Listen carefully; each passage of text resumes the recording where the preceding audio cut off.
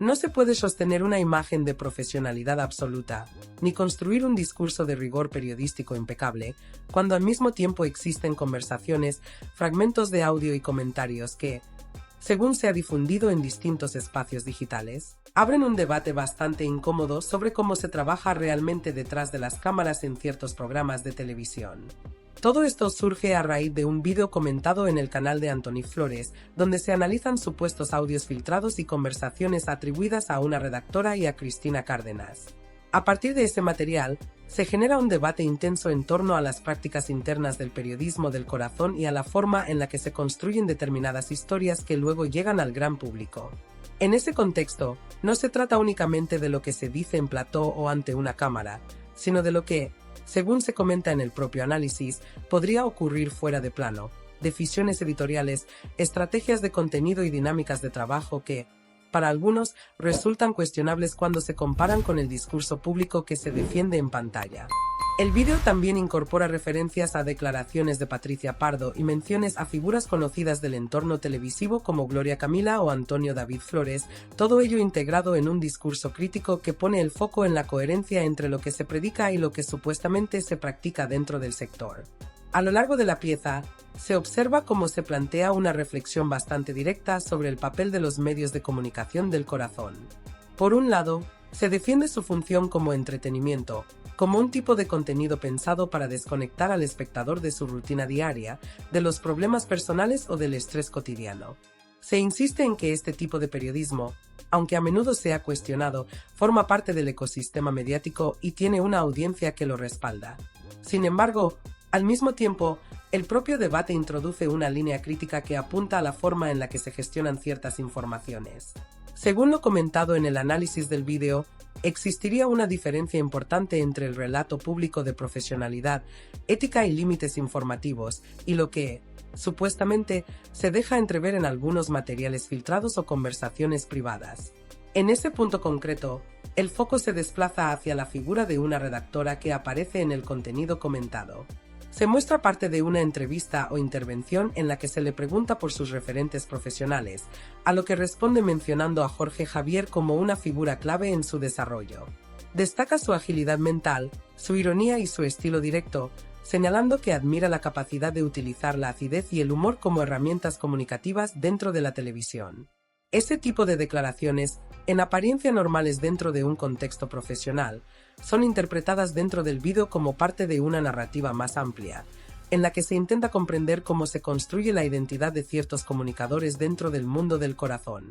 Posteriormente, se le plantea la cuestión de los límites del periodismo. La respuesta gira en torno a una idea bastante habitual en el sector: la importancia de recordar que, antes que periodistas, las personas son seres humanos y que existe una línea ética que no debería cruzarse. Se menciona la necesidad de no hacer a otros lo que no te gustaría recibir, pero también se reconoce que esa línea puede ser difusa cuando entra en juego la búsqueda de impacto informativo o relevancia mediática. Es precisamente en este punto donde el análisis del vídeo eleva de forma notable su tono crítico y donde el discurso deja de ser simplemente descriptivo para entrar en una zona mucho más interpretativa y cuestionadora. Se pone sobre la mesa una aparente incoherencia entre el discurso público de ética profesional, responsabilidad informativa y respeto a los límites del periodismo, y aquello que, según se comenta en el contenido analizado, habría podido observarse en audios, fragmentos de conversaciones o materiales filtrados que circulan en determinados entornos digitales. Sin llegar a afirmaciones categóricas ni sentencias absolutas, el planteamiento se mueve en el terreno de la sospecha razonada o, al menos, de la duda argumentada. Se insinúa que podría existir una fractura entre la imagen que se proyecta hacia la audiencia, basada en valores como la integridad, la ética y la profesionalidad, y ciertas dinámicas internas que, de acuerdo con lo expuesto en el vídeo, habrían quedado al descubierto o al menos habrían sido interpretadas como contradictorias respecto a ese discurso oficial. Esta tensión entre lo visible y lo oculto se convierte en uno de los ejes principales del análisis. A partir de ahí, el debate no solo se mantiene, sino que se expande y se vuelve más complejo, derivando hacia una reflexión más amplia sobre la construcción de los contenidos televisivos en el ámbito del entretenimiento y la prensa del corazón. Se introduce la idea de que no todo lo que llega al espectador es el resultado de una narrativa espontánea o neutral, sino que podría responder a procesos de selección, edición y encuadre informativo cuidadosamente diseñados. En este sentido, se plantea la posibilidad de que exista una cierta manipulación narrativa, entendida no necesariamente como una falsificación directa de los hechos, sino como una reorganización estratégica de la información para generar un impacto concreto en la audiencia. Dentro de este marco interpretativo, también se menciona el uso de recursos comunicativos orientados a provocar reacción, desde la elección de los protagonistas de una historia hasta la forma en la que se presentan los conflictos, pasando por el momento en el que se decide emitir determinada información.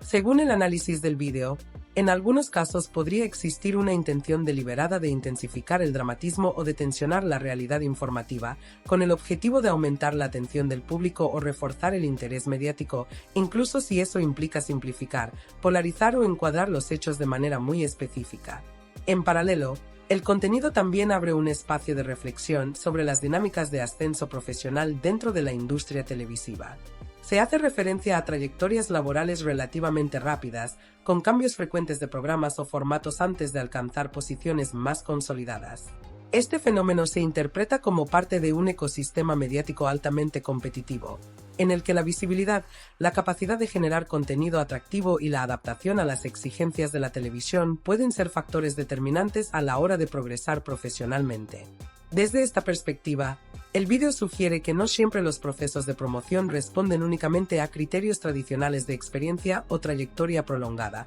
sino que también pueden influir otros elementos como la exposición mediática, la conexión con determinados formatos o la capacidad de encajar en dinámicas editoriales concretas. Todo ello se enmarca en una visión del sector como un entorno acelerado, exigente y en constante transformación.